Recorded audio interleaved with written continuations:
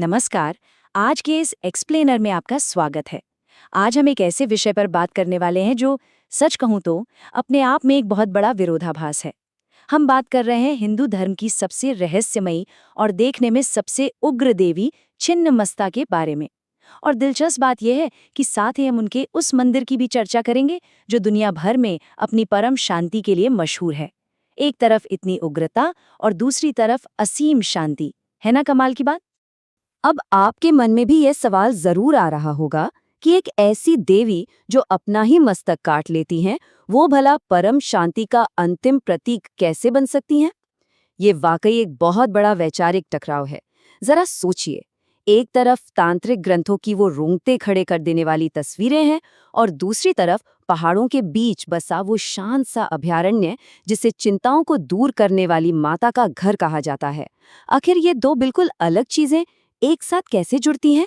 चलिए तो इस रहस्य की गहराई में उतरते हैं। सबसे पहले इस नाम को ही डिकोड करते हैं।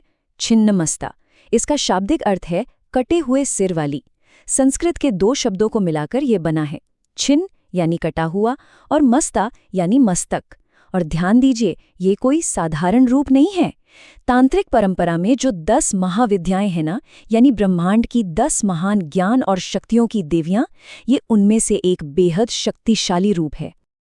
अब अगर हम इतिहास और पौराणिक कथाओं के पन्नों को पलटे तो पूरी कहानी एक क्रोनोलॉजी में समझ आती है। पौराणिक युग में क्या हुआ? देवी सती ने अपने पिता के यज्ञ में पवित्र अग्नि में आत्मदाह कर लिया। इसके बाद आता है ब्रह्मांडीय युग, जब भगवान शिव ने सती के शरीर को उठाकर गहरे दुख और क्रोध में वो विनाशकारी तांडव किया। फिर प्राचीन युग में ब्रह्मांड का संतुलन वापस लाने के लिए भगवान विष्णु ने अपने सुदर्शन चक्र से सती के शरीर को 51 हिस्सों में बांट दिया। इन्हीं से 51 पवित्र शक्तिपीठ बने। और फिर बहुत बाद में 16वीं शताब्दी में पंडित माईदास जी ने उसी जगह पर माता चिंतपूर्णिनी मंदिर की स्थापना की, जहां मान्यता के अनुसार सती का मस्तक गिरा था। लेकिन इस उग्र रूप के पीछे पुराणों में एक और कहानी मिलती है जो बेहद मार्मिक है। कथा के अनुसार एक बार मंदाकिनी नदी के किनारे देवी पार्वती के साथ उनकी 2 सहचरियां थीं, जया और विजया। उन्हें बहुत जोर की भूख लगी थी, इतनी भयंकर कि बर्दाश्त नहीं हो रही थी। जब उनकी भूख शांत करने का कोई और उपाय नहीं बचा तो देवी ने असीम करुणा में आकर अपना ही सिर काट लिया, ताकि उनके रक्त से सहचरियों की भूख मिट सके। पहली नजर में ये बहुत हिंसक लग सकता है, लेकिन सच कहूं तो ये असीम त्याग, निस्वार्थ प्रेम और पोषण का सबसे महान उदाहरण है। तो आइए देवी के इस रूप में छिपे हर एक प्रतीक को थोड़ा बारीकी से समझते हैं। वो अपना कटा हुआ सिर और घुमावदार तलवार, ये अज्ञानता और अहंकार को काटने का प्रतीक है। गले से जो रक्त की 3 धाराएं निकल रही हैं, वो योग दर्शन की 3 मुख्य नाड़ियों को दिखाती हैं, ईड़ा, पिंगला और सुषुम्ना। ये जीवन ऊर्जा का बैलेंस है।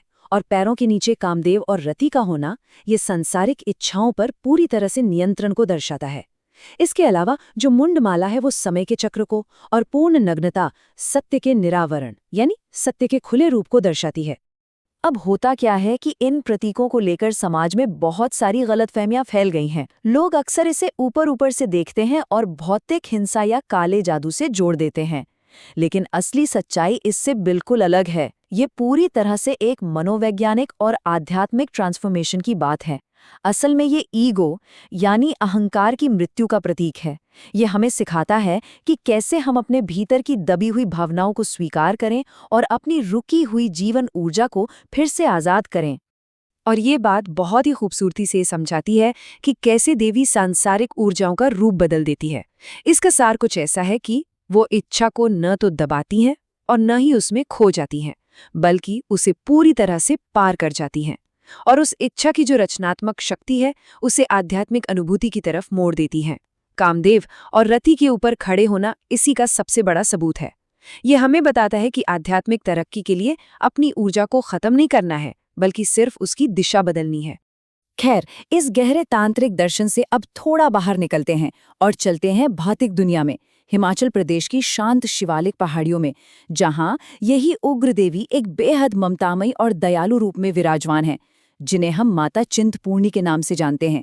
जो लोग यहाँ दर्शन करने आते हैं, उनके लिए वो एक ऐसी माँ है जो बिना कुछ कहे अपने बच्चों की सारी चिंताएं और मानसिक कष्ट सोख लेती हैं और बदले में उन्हें एक गहरी शांति देती हैं। और पता है, इस मंदिर के बनने के पीछे 16वीं शताब्दी की एक बहुत ही छू लेने वाली इंसानी कहानी भी है। एक ब्राह्मण पुजारी थे पंडित माईदास जी। एक दिन उन्हें एक पहाड़ी पर कुछ ईश्वरीय ध्वनि सुनाई देती हैं। वहां उन्हें देवी के दर्शन होते हैं जो उनसे कहती हैं कि एक पवित्र पिंडी की पूजा करो। लेकिन जब वो बिना पूजा किए वहां से लौट आते हैं तो उनकी आंखों की रोशनी चली जाती है। फिर जब वो पूरे विश्वास के साथ पश्चाताप करते हैं तो रोशनी लौट आती है। उसके बाद उन्हें वहां पवित्र जल का एक स्रोत मिलता है और वो वहां एक छप्पर यानी झोपड़ी बनाते हैं, और वही झोपड़ी आज का ये भव्य मंदिर है। चलिए अब जरा इमेजिन करते हैं कि आज के समय में उस पवित्र गर्भगृह के अंदर का नजारा कैसा होता है। वहां आपको किसी इंसान के आकार वाली गढ़ी हुई मूर्ति नहीं मिलेगी, बल्कि वहां एक प्राचीन और पवित्र पत्थर है जिसे पिंडी कहते हैं। उसकी पूजा होती है। लोग वहां पारंपरिक रूप से लाल चुनरी, नारियल और सिंदूर चढ़ाते हैं। और मूर्ति न होने का एक बहुत गहरा अर्थ है। इसका मतलब है कि भक्तों को किसी बाहरी रूप पर नहीं, बल्कि अपने गहरे आंतरिक विश्वास पर फोकस करना है। और एक कमाल का फैक्ट ये भी है कि ये शक्तिपीठ चारों दिशाओं में 4 शिव मंदिरों से घिरा हुआ है, जो कि एकदम परफेक्ट संतुलन का प्रतीक है। अब जरा आज के श्रद्धालुओं के लिए कुछ प्रैक्टिकल बातों पर नजर डाल लेते हैं। अगर आप दिल्ली से यात्रा शुरू कर रहे हैं तो आपके पास कुछ ऑप्शंस हैं। कांगड़ा के रास्ते कैब से जाना सबसे तेज है, जिसमें करीब 4 घंटे और 9 मिनट लगते हैं। हालांकि ये विकल्प थोड़ा महंगा है। इसके अलावा डायरेक्ट कैब और बस के ऑप्शंस भी हैं। अगर आप बजट में सफर करना चाहते हैं तो बस सबसे सही है। इसमें करीब 8.5 घंटे लगते हैं, लेकिन ये सबसे किफ़ायती साधन है। अब सवाल ये है कि दर्शन के लिए सबसे सही समय कौन सा है। देखिए, अगर आपको पूरी तरह से भक्तिमय और उत्सव वाला माहौल चाहिए तो मार्च, अप्रैल या सितंबर, अक्टूबर के नवरात्रों में जाइए, या फिर अगस्त के सावन मेले में। लेकिन अगर आपको शांति और एकांत चाहिए और आप भीड़ से बचना चाहते हैं तो सुबह जल्दी या देर शाम का वक्त चुनिए। और हाँ, वीकेंड्स की बजाय आम दिनों में यानी वीकडेज में दर्शन कहीं ज्यादा शांतिपूर्ण होते हैं। एक और अहम जानकारी, हाल ही में मंदिर प्रशासन ने एक नई सुगम दर्शन प्रणाली शुरू की है। इसका शुल्क 1100 रुपया रखा गया है।